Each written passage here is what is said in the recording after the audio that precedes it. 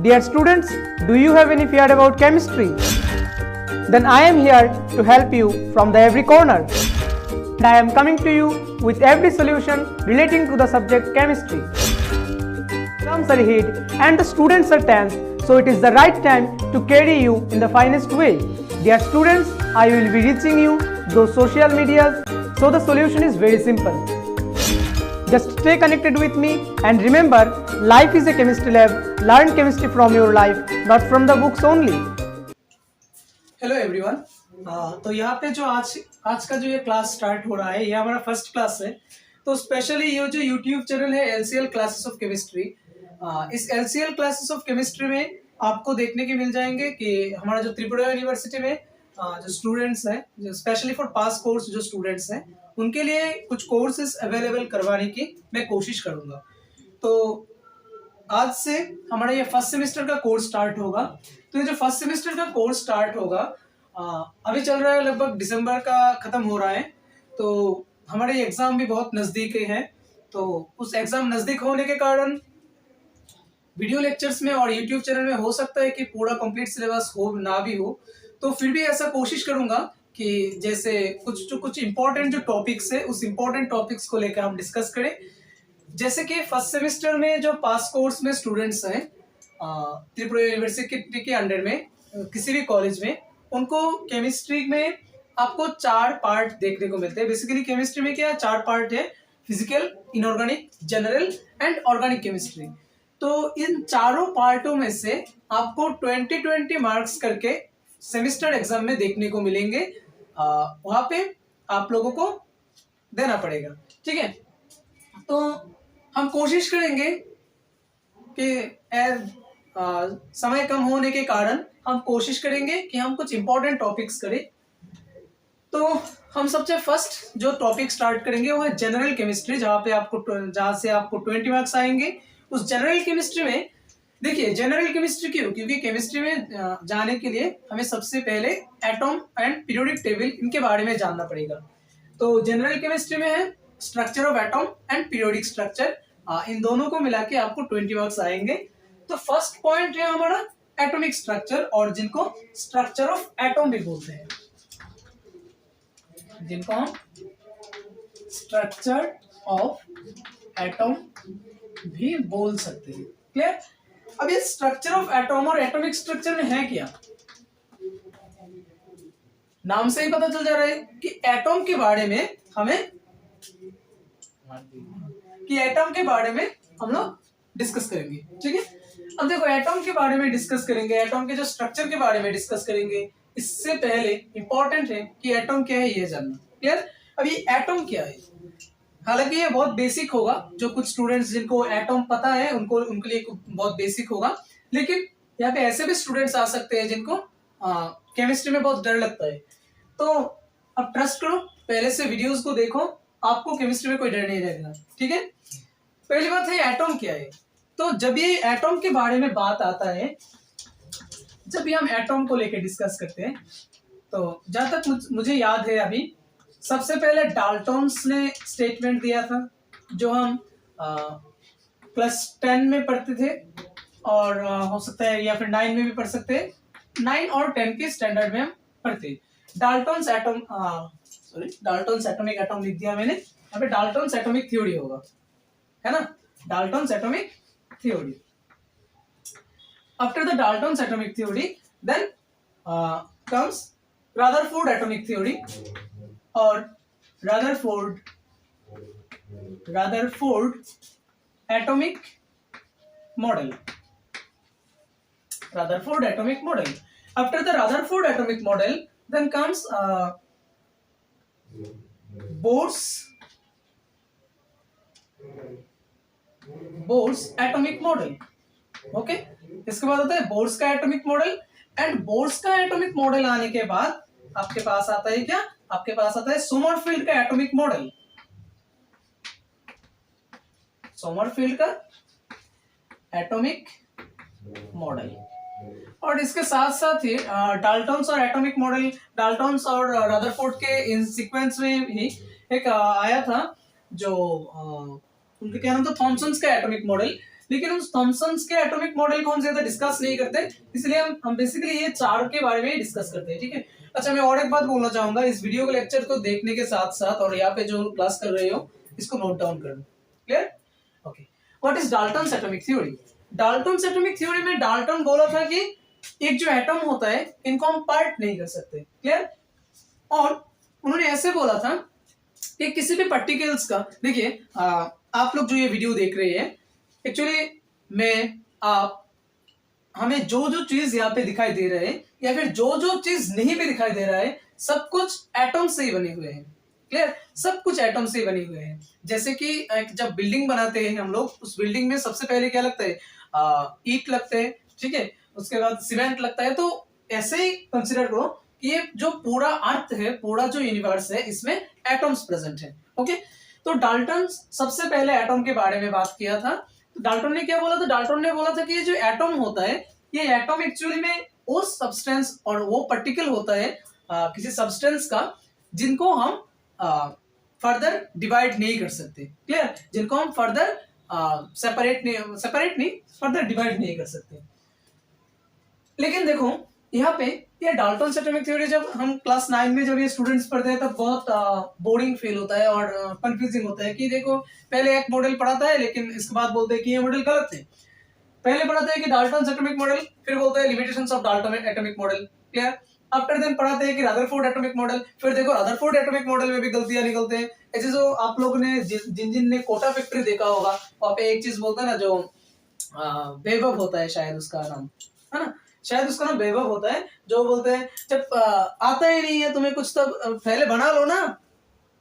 आता है ना, एक चीज आता है कि पहले बना लो ना, ठीक से बना लो ना, फिर दो कुछ मॉडल। नहीं, इस साल में लॉटरी में ये निकला, इसका नाम रखेंगे हम निकोनोजियम, नहीं चिकोनोजियम। पता है ना, वहां पे वो केमिस्ट्री को बहुत डांटता है, उसपे बहुत गुस्सा होता है। एक्चुअली देखो केमिस्ट्री में गुस्सा होने का कुछ नहीं है। अगर केमिस्ट्री को आप अगर बेटा उसको प्यार दोगे ना, इसको प्यार दोगे ना, ये तुमको प्यार देगा। क्लियर? केमिस्ट्री को गर्लफ्रेंड बन के चलो। क्लियर? इसको धीरे से हैंडल करो, ठीक से हैंडल करो, बेटा ये तुमको बहुत हैंडल करेगा। और इसके साथ अगर पंगा लोगे ना तो ये तुमको नचा के छोड़ेगा। समझ में आया बात को? ऐसे में ये केमिस्ट्री बहुत अच्छा है, बहुत ही मजेदार है। लेकिन इसको अगर तुमने उल्टा पुल्टा किया तो बेटा काम खत्म हो जाएगा। इसलिए मैं एटम को केमिस्ट्री को कंसिडर करता हूँ एक एटीट्यूड वाली किसी हसीन लड़की से। क्लियर? क्या होता है, देखो किसी एटीट्यूड वाली हसीन लड़की को अगर जाके तुम उसको छेड़ोगे ना, या फिर उसको जाके अगर तुम कुछ उल्टा पुल्टा बोलोगे ना, तो वो क्या तुम्हें बेटा छोड़ देगा? नहीं छोड़ेगा, पड़ेगा। ठीक है? तो इसके साथ भी अगर छेड़खानी खड़ोगे, इसको नहीं समझोगे, तो ये तुमको भी छेड़ के रख देगा। क्लियर? इसको अपने साथ रखो, ऐसे समझो कि ये तुम्हारा लाइफ में ही है। हम धीरे धीरे डिस्कस में बात करेंगे, जैसे कि हम एलसीएल में बोलते हैं कि life is a chemistry lab, learn chemistry from your life, not from the books क्या ओनली। तो ये जो not from the books only है, इसके बारे में तो हम बात कर ही लेंगे, चलो ठीक है, देखेंगे। तो देखो पहले क्या होता है, मैं एक चीज बोल दूं, ये जो केमिस्ट्री होता है ना, देखो साइंस एक्चुअल में क्या है, साइंस एक्चुअल में कंटिन्यूअसली ये अपग्रेड हो रहा है, इन्वेंशन हो रहा है, कंटिन्यूअसली अपग्रेड हो रहा है। जैसे कि मान लो आज मैंने कोई इन्वेंशन किया या फिर किसी ने कुछ दूसरा साइंटिस्ट ने इन्वेंशन किया, ये चीज उसके पहले उन्होंने निकालने के पहले ये कहीं पे हमारा था ही नहीं। उसने सिर्फ उसके बारे में कॉन्सेप्ट दिया। अब क्या ये कंफर्म है कि एक ही बार में वो आदमी पूरा 100% सही कंसेप्ट निकाल पाएगा? नहीं ना, पहले जिसने निकाला है उसमें थोड़ी थोड़ी गलतियां हो सकती है। इस बार पहले तो उसने कंसेप्ट दिया, फिर उस कंसेप्ट को लेके दूसरा कोई काम करेगा। क्लियर? देखेगा कि वो ठीक है कि भूल गलत है। क्लियर? इसके बाद तीसरा आएगा, चौथा आएगा, ऐसे करते करते ये कंटिन्यूअसली चल रहा है। तो ठीक ये इसका भी कहानी सेम ही है। पहले डाल्टन ने बोला, फिर देखा इस डाल्टन को लेके काम करके रदरफोर्ड ने बोला, एंड रदरफोर्ड ने कुछ सक्सेस दिया। लेकिन रदरफोर्ड का भी कुछ लिमिटेशंस आया, रदरफोर्ड ने भी 100% सही जवाब नहीं दे पाया। फिर आया बोर्स, लेकिन बोर्स को देखा गया कि वहां पे भी कुछ लिमिटेशंस आ गया। फिर आया गया सोमरफेल्ड मॉडल, एंड ये सोमरफेल्ड मॉडल अभी हमारा ये हाईएस्ट चल रहा है, जहां से हम क्वांटम मैकेनिक्स देखते हैं, जहां से हम जो फर्स्ट सेमेस्टर के स्टूडेंट्स के पास जो शाई है और पास कोर्स के सिलेबस में ये सब है। तो पहले ये सब जानना पड़ेगा। तो डाल्टन क्यों पढ़ेंगे हम? डाल्टन ने बोला था कि देखो एटम वो सब्सटेंस होता है, एटम वो पार्टिकल होता है किसी सब्सटेंस का जिनको हम फर्दर डिवाइड नहीं कर सकते। क्लियर, ये बात है। अब देखो बाद में देखा गया क्या, बाद में देखा गया कि ये जो एटम है ना इसको हम फर्दर डिवाइड कर सकते हैं। जैसे एटम को हम बाद में पार्टिसिपेट कर सकते हैं। समझ लो कि ये एक एटम है, ये इसका न्यूक्लियस है। इतना केमिस्ट्री में आता है। जिस भी बंदे को केमिस्ट्री नहीं आता है उस भी बंदे को ये आता है कि ये न्यूक्लियस है और ये क्या सब शेल्स है, सॉरी शेल्स है, ऑर्बिट्स है। क्लियर, किसी भी बंदे को ये आता है कि नहीं आता है? आता है। ओके, हमें ये आता है। हम तो वाह बेटे वाह, हम तो वाह पंडित निकले, हमें तो केमिस्ट्री आता है, फिर हम केमिस्ट्री से क्यों डरते हैं? देखो इनको हम क्या बोलते हैं, बोलो बेटा क्या बोलते हैं? न्यूक्लियस बोलते हैं। और इनको क्या बोलते हैं, क्या बोलते हैं? इनको क्या बोलते हैं? शेल्स बोलते हैं। ओके, तो बुर्बक डरते क्यों? केमिस्ट्री तो तुम्हें आता है। ठीक है, अब देखो बाद में देखा गया कि ये जो एटम है इस न्यूक्लियस के, मैं एन लिख रहा हूं, ठीक है, हाँ एन लिख के एन प्राइम दे रहा हूं। ऐसा कोई नोटेशन होता नहीं है, जस्ट मैं अभी शॉर्टकट के लिए कर रहा हूं। बाद में हमने देखा कि इस न्यूक्लियस के अंडर में भी दो पार्ट होता है। क्या होता है? न्यूट्रॉन्स होता है एंड उसके साथ क्या होता है? प्रोटॉन्स होता है। अरे भाई वाह, हमें तो ये भी पता है। तो हम केमिस्ट्री से डरते क्यों हैं? बोलो ना। केमिस्ट्री तो आता है मगर एग्जाम में तो नंबर नहीं आता। केमिस्ट्री आता है, एग्जाम में नंबर नहीं आता। हाँ, फिल्म देखो बेटा, फिल्म में तो बहुत अच्छे से तुम केमिस्ट्री समझते हो, फिजिक्स नहीं समझते हो, मैथ्स नहीं समझते हो, लेकिन केमिस्ट्री बहुत समझ में आता है ना। हाँ, फिल्म में केमिस्ट्री बहुत समझ में आता है, लेकिन रियल लाइफ में अगर केमिस्ट्री आता है ना तो वहां पे हम क्या होते हैं? भैया हमें तो केमिस्ट्री नहीं आता है, केमिस्ट्री बुरा है। कभी नो, केमिस्ट्री बुरा है। नहीं, ठीक से ही हैंडल करोगे, उसको जाके छेड़खानी करोगे तो ये वो क्या तुम्हें बोलेगा? देखो इस बार डाल्टन ने ये बोला। एक्चुअली अब मान के चलो मैं यहाँ पे खड़ा हूँ, अपने आप को एटम कंसीडर करो। क्लियर, तुम्हारे दोस्त जितने भी दोस्त है सबको क्या कंसीडर करो? प्रोटॉन। मार खाएगा बेटा, सबको क्या कंसीडर करो? एटम कंसीडर करो। क्लियर, तुम्हारे पास जितने भी स्टूडेंट्स है, जितने भी फ्रेंड्स है, जितने भी सराउंडिंग्स में तुम्हारे आदमी है, उनको सबको एटम कंसीडर करो। क्लियर, अब देखो किसी आदमी का विकास हम कैसे बोलते हैं? उसका मस्तिष्क जितना डेवलप होगा उनका हम इतने ही अच्छा बोलते हैं। ठीक है ना। अब देखो यहाँ पे खड़ा एक आदमी जो वीडियो में देख रहे हो, वहां पे जो आप जो वीडियो देख रहे हो या फिर आप जो क्लास कर रहे हो, मुझसे भी बहुत अच्छे हो सकते हो, है ना। आपका किसी ऐसे फील्ड में बहुत अच्छा क्वालिटी है जो मेरे में नहीं है, हो सकता है आप उसमें तो बहुत टैलेंटेड हो ना मुझसे। तो देखो आपका दिमाग उसमें बहुत टैलेंटेड है, लेकिन मैं उसमें क्या टैलेंटेड नहीं हूँ। ठीक है, तो भगवान ने सबको क्या एक स्पेशल टैलेंट दे के रखा है। अब देखो ये टैलेंट कहाँ से आता है भाई? यहाँ से बोलते हैं ना, उसका दिमाग कितना अच्छा है, शानदार होनहार बेटा। ठीक है, अब देखो, अब मानो ये जो हमारा ये पार्ट होता है ना, इसको मस्तिष्क को यहाँ पे न्यूक्लियस एंड प्रोटॉन यहाँ पे पार्ट करो, क्योंकि अगर हमारा बॉडी पूरा एटम हुआ तो इस हम माथे को क्या बोल सकते हैं? न्यूक्लियस बोल सकते हैं।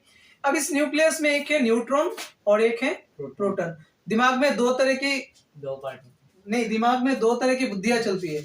एक तो बेटा अच्छे से रहो और दूसरा बेटा लगो उसके पीछे।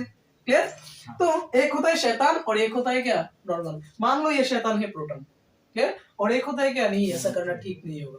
ठीक है, तो अब देखो क्या बोला कि ये जो मेरा बॉडी है ये है न्यूक्लियस और ये जो मेरा पार्ट है बाकी पार्ट ऑर्बिटल पार्ट। क्लियर, अब देखो, अब एक कैंची लाओ या फिर कोई कुछ लाओ, लाके मुझे ऐसे पार्ट करो। अभी कमीनो मरवाओगे क्या? पढ़ने आए हो या फिर खून खराबा करने आए हो? हाँ, क्या करने आए हो? तो फिर मार क्यों रहे हो मुझे? आपने क्या बोला? मैंने कहा बोला मार क्यों रहे हो मुझे? मैं भी तो बच्चा हूँ यार, मेरा भी तो डर लगता है ना। ठीक है, तो देखो क्या होगा अगर मैं ऐसे काटू ना, क्या ये मैं जो एटम अभी बोल रहा हूँ आपके सामने वीडियो में आप देख रहे हो, मैं एग्जिस्ट करूंगा? खत्म, टाटा बाय बाय हो जाएगा ना, खत्म टाटा बाय बाय हो जाएगा। तो डाल्टन ने भी वही बोला कि देखो एक एक जो एटम हो उसका हम पार्ट नहीं कर सकते, सेपरेट नहीं कर सकते, ठीक है। लेकिन इसका मतलब ये थोड़ी है बेटा कि ये जो हमारा जो बॉडी है इसको हम थ्योरेटिकली पार्ट नहीं कर सकते। ये जो बॉडी है मस्तक मतलब किस क्या बोलते हैं इसको, दिमाग वाला हिस्सा और बॉडी वाला हिस्सा, ऐसे तो पार्ट किया ना, लेकिन इसको क्या काट दिया, नहीं काटा ना। डाल्टन ने भी वही बोला कि एक्चुअल में हम उस एटम को पार्ट नहीं कर सकते, मतलब कि उस एटम को हम सेपरेट नहीं कर सकते। क्लियर। फिर तो यह था मेन कॉन्सेप्ट और यही था लिमिटेशंस कि बाद में देखा गया डाल्टन की गलती कर दी। डाल्टन का गलती यहाँ पे थी कि डाल्टन ने ये नहीं बोल पाया कि ये जो एटम है उनको हम थ्योरेटिकली पार्ट नहीं, मतलब स्ट्रक्चरली पार्ट नहीं कर सकते। मतलब क्या, स्ट्रक्चरली नहीं बोलना गलत होगा कि उसको हम काट नहीं सकते, क्लियर, ऐसे बोला। लेकिन उसको हम थ्योरेटिकली पार्ट कर सकते हैं। एक है न्यूक्लियस पार्ट और एक है क्या, ऑर्बिटल्स पार्ट। इस न्यूक्लियस में क्या रहता है, neutrons and protons, and orbitals part में क्या रहता है, इलेक्ट्रॉन्स रहता है। तो यहाँ पे था डाल्टन एटॉमिक थ्योरी से हमें इतना ही जानना पड़ेगा। और एक था तो क्या डाल्टन एटॉमिक थ्योरी से हम एवोगाड्रोस का जो हाइपोथेसिस है वो बहुत इंपॉर्टेंट कॉन्सेप्ट है, वो यहीं से आया है, लेकिन इसके बारे में हम नहीं जाएंगे, ये हमारा दूसरा टॉपिक है। इसके बाद आता है रदरफोर्ड एटॉमिक मॉडल। अब रदरफोर्ड एटॉमिक मॉडल भी मैं नहीं सिखाऊंगा, मैं जस्ट ये बोलूंगा कि रदरफोर्ड एटॉमिक मॉडल में क्या किया था, उन्होंने एक एक्सपेरिमेंट किया था जहां पे उस एक्सपेरिमेंट्स किया था जो अल्फा रेडिकल का जो स्कैटरिंग एक्सपेरिमेंट था। अभी वो एक्सपेरिमेंट हमारा जरूरत नहीं है फिलहाल इस कॉलेज के कोर्स में, इसलिए ये रदरफोर्ड एक्सपेरिमेंट हम नहीं पढ़ेंगे। लेकिन वहां पे एक चीज हम उसका जो मतलब रिजल्ट्स है वो बहुत इंपॉर्टेंट है। रदरफोर्ड एटॉमिक मॉडल में उन्होंने क्या बोला, रदरफोर्ड एटॉमिक मॉडल में उन्होंने एक तो बात ये बोली कि ये जो एटम होता है, एटम का जो न्यूक्लियस होता है, इस न्यूक्लियस का ये जो एटम होता है, इस एटम का जो मान के चलो कि इतना ये एटम है, ठीक है, इतना इस एटम का एरिया है, मान के चलो, क्लियर। तो रदरफोर्ड ने बोला कि ये अगर एटम हुआ ना, मतलब इतना अगर एटम का साइज हुआ ना, तो इसमें बहुत ही छोटा सा एक पार्ट होगा सेंटर में जहां पे कोई भारी चीज, मतलब क्या बोलते हैं इसको, हैवी चीज रहेगा, क्लियर, उसको हम क्या बोलते हैं, न्यूक्लियस बोलते हैं। एंड उन्होंने ये भी बोला कि ये जो एटम का साइज, मान लो यहां से यहां तक एटम का साइज है, जस्ट यहाँ पे सेंटर में बहुत ही छोटा पोर्शन में क्या रहेगा, एक बहुत ही हैवी चीज रहेगा जिसको हम बोलेंगे क्या, न्यूक्लियस। एंड ये जो ऑलमोस्ट पार्ट है बाकी वाला, वो सब क्या होता है, वैकेंट होता है, क्लियर, उसमें दूसरा कुछ नहीं होता है, मतलब वैकेंट होता है। उन्होंने ये दिखाया। और इसके बाद उन्होंने क्या दिखाया, इसके बाद उन्होंने दिखाया कि ये जो एटम होता है, इस एटम के यहाँ पे जो ये जो सेंटर में दिखाया था कि जहाँ पे हेवी पार्टिकल्स होता है, ये मान लिया जाता है कि ये जो पूरा एटम का जो एटॉमिक मास होता है, किसी भी चीज का मास होता है, हम लोग मान लेते हैं कि ये जो एटम का जो मास होता है, उस न्यूक्लियस का जितना मास होता है वही इस एटम का क्या मास होता है, क्लियर। दूसरा इंपॉर्टेंस उन्होंने दिया। तो मास क्या होता है, मास क्या होता है, अब तुमको मैंने बहुत अच्छा क्वेश्चन, ठीक है, मास क्या होता है, अब तुमको किसी वेट लिफ्टिंग मशीन में मैंने डाल दिया, तुम्हारा एक वेट निकलेगा ना, ऐसे ही समझ लो, समझ में आया, वजन, क्लियर, ओके। तो फर्स्ट पॉइंट क्या आया कि maximum portion is void, clear, maximum portion is void, पहला कंक्लूजन ये निकलता है। दूसरा कंक्लूजन हमें क्या निकलता है, दूसरा कंक्लूजन निकलता है कि जो मास का कॉन्सेप्ट है, क्लियर, दूसरा कॉन्सेप्ट ये मास का कॉन्सेप्ट निकल के आता है। तीसरा कॉन्सेप्ट जो है, उन्होंने ये बोला कि ये जो न्यूक्लियस होता है एटम का, उस न्यूक्लियस में न्यूट्रॉन्स एंड प्रोटॉन्स रहते हैं, एंड ये जो इलेक्ट्रॉन्स है वो जो शेल्स होते हैं उन शेल्स में घूमते रहते हैं, ठीक है। दैट मींस तो डाल्टन ने भी बोला नहीं, डाल्टन ने ये पार्ट नहीं बोल पाया, ठीक, तो क्या आया था यहाँ पे, मैं भूल जाता हूँ, क्या आया था, न्यूक्लियस, न्यूट्रॉन, प्रोटॉन, मैं भुलक्कड़ हूं ना, neutron, proton electron and about electron. Electron को मैंने ऐसे प्रेजेंट किया, क्लियर। इसके बाद देखो इतना तक तो ठीक है, क्लियर, इतना तक ठीक है। अब मुश्किल कहां पे आया, मुश्किल आया उन्होंने जब नेक्स्ट बात बोला, मुश्किल आया उन्होंने जब नेक्स्ट स्टेटमेंट दिया। अब नेक्स्ट स्टेटमेंट क्या दिया, तार लग रहा है। हाँ, नेक्स्ट स्टेटमेंट उन्होंने क्या दिया, नेक्स्ट स्टेटमेंट उन्होंने दिया कि ये जो न्यूक्लियस होता है, इन न्यूक्लियस को सेंटर करके ये जो पूरा इलेक्ट्रॉन्स होता है जो इन ऑर्बिट्स में घूमते रहते हैं, ऐसे घूमते रहते हैं, घूमते रहते हैं। ठीक है, मत का कुआं देखा ना बेटा, मत का कुआं क्या होता है, एक जो सेंटर होता है, मतलब उसको क्या बोलते हैं, जो पिलर होता है, उस पिलर के ये जो मतलब ऐसा कोई कुआं होता है, ऐसा एक होता है, यहाँ पे एक पिलर होता है, और इस कुएं में क्या करता है, राइडर्स बाइक लेके या फिर गाड़ी लेके घूमता है। ठीक है ना, तो मान लो ये पिलर है, ये न्यूक्लियस। ठीक है, अब इसके सराउंडिंग्स में क्या होता है, बूम करके घूमता है। क्लियर, ये जो घूमता है ना, तो उन्होंने यह बात बोला, ठीक है ये घूमता है, ये भी करेक्ट है, लेकिन उन्होंने यहाँ पे एक स्टेटमेंट बोला कि जब भी कोई इलेक्ट्रॉन इस न्यूक्लियस को सेंटर करके ऐसे घूमेगा ना, तभी ये क्या करेगा, तभी ये कंटिन्यूअसली एनर्जी रेडिएट करेगा, तभी ये कंटिन्यूअसली क्या करेगा, एनर्जी रेडिएट करेगा। दैट मींस एनर्जी रेडिएट करने का मतलब क्या है कि वो अपना एनर्जी खो रहा है। क्लियर, अब मान लो तुम घूम रहे हो, ऐसे ऐसे ऐसे ऐसे ऐसे ऐसे घूम रहे हो, अब तुम्हारा एनर्जी धीरे धीरे कम रहा है, तो धीरे धीरे तुम्हारा एनर्जी कम रहा है, तो तुम क्या होगा, घूमते घूमते एक टाइम ऐसा आएगा कि तुम गिर जाएंगे। अब जब आप गिर जाओगे तो देखो पूरा इलेक्ट्रॉन कहां पे आके गिर रहा है, धीरे धीरे धीरे धीरे धीरे धीरे न्यूक्लियस पे आके गिर रहा है। क्लियर, उन्होंने उसके बाद बोला कि ये जो एटॉम होता है, एटॉम में जो न्यूक्लियस होता है, उन न्यूक्लियस को सेंटर करके ऑर्बिटल्स में जो इलेक्ट्रॉन्स घूमते रहते हैं, वो घूमने के वक्त कंटिन्यूअसली एनर्जी रेडिएट करते हैं। दैट मींस अगर कंटिन्यूअसली एनर्जी रेडिएट करता है तो वो अपना एनर्जी खो रहा होता है। अगर एनर्जी खो रहा होता है तो एक टाइम ऐसा आएगा कि पूरा इलेक्ट्रॉन्स जाके कहां पे गिर जाएगा, न्यूक्लियस पे गिर जाएगा। अब देखो अगर पूरा इलेक्ट्रॉन आके न्यूक्लियस पे गिर जाता है तो अब देखो इलेक्ट्रॉन का चार्ज क्या होता है, ये भी हमें पता है, इलेक्ट्रॉन का चार्ज क्या होता है, माइनस, नेगेटिव होता है। और प्रोटॉन का चार्ज क्या होता है, पॉजिटिव होता है। अब देखो अगर सारे इलेक्ट्रॉन प्रोटॉन में आके गिर जाते हैं, मींस प्रोटॉन और न्यूट्रॉन क्या होता है, न्यूट्रलाइज हो जाता है। अल्टीमेट में एक ऐसा स्टेट आएगा कि जहां पे ये पूरा एटॉम ही क्या वेनिश हो जाएगा, एटॉम का कोई एग्जिस्टेंस नहीं रहेगा।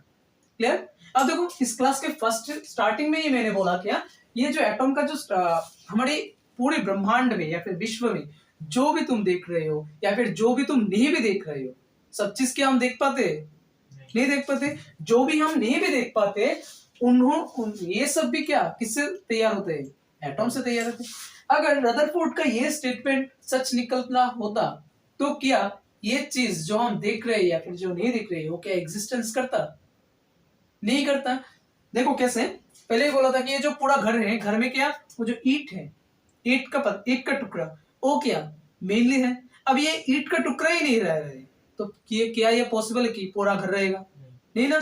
तो ये जो इलेक्ट्रॉन से प्रोटॉन से यही नहीं रह रहे, एटॉम से नहीं रह रहे, तो क्या कोई सब्सटेंस एग्जिस्ट करेगा। लेकिन एक्चुअल में क्या हो रहा है, क्या मैं कोते कोते कहीं पे विलीन हो जाता हूँ, क्या मैं अदृश्य हो जाता हूँ, नहीं होता हूँ ना, मैं तो स्टेबल रहता हूँ ना। दैट मींस क्या, या फिर ये जो ऑब्जेक्ट तुम देख रहे हो क्या स्टेबल रहता है ना, तो एक्चुअली क्या ये स्टेबल है। दैट मींस ये कॉन्सेप्ट क्या सही है या फिर गलत है, गलत, सही है गलत है, गलत, जोर से बोलो ना, गलत, मजा आ रहा है, हाँ, नहीं आ रहा है, आ रहा है, यार क्या बेकार चीज है केमिस्ट्री, है ना, हाँ, बहुत बेकार है, गंदा बेकार है। उनको पीट पीट के हम लोग मार डालेंगे, मतलब चमड़ी उतेर देंगे, ठीक है। लेकिन एक्चुअल में ऐसा नहीं करूंगा क्योंकि ऑन रिकॉर्ड हो रहा है, तो मुश्किल में पड़ जाऊंगा यार। ये जो एडिटिंग जो करेगा ना उनको बोलना पड़ेगा कि ये पोर्शन को काट दे वरना ये मुझे मुसीबत में फेंक देगा। ठीक है, अच्छा तो क्या होता है, देखो तो रदरफोर्ड का ये जो स्टेटमेंट होता है कि वह क्या गलत होता है। तो देखो रदरफोर्ड का ये जो स्टेटमेंट गलत होता है, तो फिर रदरफोर्ड का पहले नेक्स्ट कॉन्सेप्ट क्या था, सी में मैं डी नहीं लिख रहा हूँ, आज हम रदरफोर्ड तक ही पढ़ेंगे, उसके आगे नहीं जाएंगे क्योंकि बोर एंड समरफोर्ड से ही हमारा एक्चुअल केमिस्ट्री स्टार्ट होगा, जो जहाँ पे सेमेस्टर एग्जाम्स के क्वेश्चन आएंगे। तो इनके पहले ये सब हो जाए तो हम यहाँ स्टार्ट करेंगे, ठीक है। अगर आज ये स्टार्ट करूंगा तो ये बहुत लंबा हो जाएगा और जो देख रहे हैं उनको भी मजा नहीं आएगा। तो इसलिए हम यहाँ पे नहीं स्टार्ट करेंगे, आज यही तक ही खत्म करेंगे। तो ये जो कॉन्सेप्ट आया था, क्या कॉन्सेप्ट आया था कि कॉन्सेप्ट आया था ये जो एटॉम होता है ना, ये जो इलेक्ट्रॉन्स घूम रहे होते हैं न्यूक्लियस को सेंटर करके, वो एक टाइम पे आके न्यूक्लियस पे गिरता है। ये था स्टेटमेंट। अब देखो इस स्टेटमेंट की वजह से बोर्ड का स्टेटमेंट हम नेक्स्ट दिन देखेंगे। यहाँ पे देखो इस स्टेटमेंट की वजह से गलतियां आएंगे ना। पहला गलती, अगर ये स्टेटमेंट करेक्ट होता तो उन्होंने गलती किया क्या, देखो ये दुनिया बहुत हरामखोर है बॉस। अगर तुम एक भी गलती करोगे ना तो सबसे पहले उसको लेकर बोलेगा, बोलता है कि नहीं बोलता है। तुम कितना अच्छा कर लो ये नहीं देखेगा, लेकिन तुम एक चीज कोई गलत कर लो, गलतियां तो इंसान से ही होता है ना, लेकिन एक काम तुम गलत कर लो, तुम हेडलाइंस पे आओगे, ब्रेकिंग न्यूज आप देख रहे हैं ये अपने न्यूज चैनल पे, और आज के शाम की ये बड़ी खबर, ताजा खबर, ठीक है ना, ऐसा आ जाएगा। या फिर तुम्हारा जो लोग है, तुझे पता है उसने क्या किया, उसने तो ऐसा ऐसा हो गया। तो इंसान का नेचर ये है कि तुम एक भी गलत कर लो उसको लेकर क्या काम शुरू हो जाएगा। लेकिन काम कर रहे हैं। हाँ, लेकिन कितना तुम सही कर लो उसके बारे में नहीं देखेगा। तो हम भी तो इंसान है ना, तो हमें भी ये देखना चाहिए, ठीक है। तो इन्होंने ये बात बोला, अब ये देखेंगे कि ये गलती क्या है। पहला गलती, अगर इनकी ये बात सच निकलता है तो देखो stability of atom, stability of atom, अगर इनका ये बात सच निकलता है तो क्या एटम स्टेबल होगा। अगर ये जो बोलते हैं कि इलेक्ट्रॉन्स न्यूक्लियस में आके पड़ते एटम स्टेबल होगा, तो पहला गलती कि एटम स्टेबल नहीं है। That means stability of atom by atom, और एटम का जो स्टेबिलिटी एक्सप्लेन करने में रदरफोर्ड का ये मॉडल पूरी तरह से फेलियर है। And second one is that जब हम लोग एटम का स्पेक्ट्रम पार्ट देखते हैं, हालांकि ये स्पेक्ट्रम पार्ट अभी समझ में नहीं आएगा, जब हम सॉमरफेल्ड करेंगे या फिर उससे भी बहुत आगे जाएंगे, इस चैप्टर के लास्ट पार्ट में जाके हम स्पेक्ट्रम पढ़ेंगे, वहां पे ये चीज आएगा। जो एटम का जो स्पेक्ट्रम होता है ना, एक्चुअल में उस स्पेक्ट्रम में लाइन स्पेक्ट्रम होते हैं। जस्ट ये दिमाग में मतलब रट्टा मार लो, ठीक है। एटम का जो एक्चुअल स्पेक्ट्रम होता है वो कैसा होता है, लाइन स्पेक्ट्रम होता है। लेकिन अगर रदरफोर्ड का बात सच होता ना तो ये कंटिन्यूअसली स्पेक्ट्रम दिखाई देना पड़ता। समझ में आया। अगर रदरफोर्ड का वो स्टेटमेंट कि जो न्यूक्लियस मतलब न्यूक्लियस के और जो इलेक्ट्रॉन्स घूमते हैं वो अगर घूमते हैं, अगर एक टाइम पे न्यूक्लियस में पड़ते हैं ना, या फिर पड़ते हैं, तो उनका जो एटम होता है, जो स्पेक्ट्रा होता है, वो स्पेक्ट्रा कंटिन्यूअसली होना चाहिए। जैसे कि मान लो मैं बोल रहा हूँ कोई जब गाना गाता है ना, ये जो आता है ना पूरा कंटिन्यूअसली आता है। तो कंटिन्यूअसली आता है मतलब क्या, इसका जो एक रिदम होता है, ठीक है। तो कंटिन्यूअसली अगर ये एनर्जी छोड़ रहा है, जैसे कि मैं छोड़ रहा हूँ